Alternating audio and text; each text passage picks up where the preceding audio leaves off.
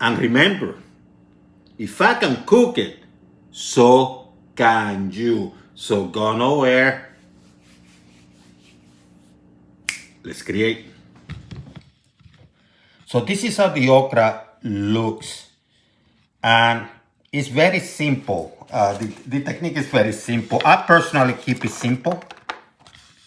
I'm sure other people like to add a lot of fanfare behind, but really it shouldn't. Grab a knife, I cut the tip out, and then I cut them into rounds. How thick of a round is going to be up to you. This one is a little bit thicker, but you can also cut it thinner. It's up to you.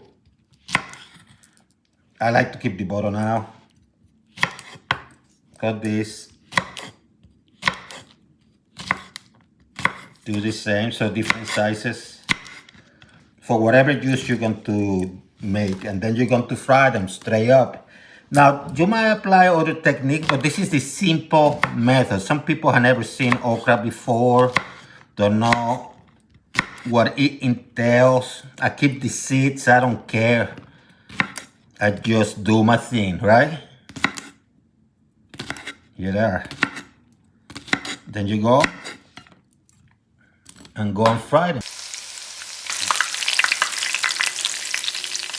And after a minute or so, minute and a half, transfer them to a plate with a paper towel. Bingo. Voila, that's it.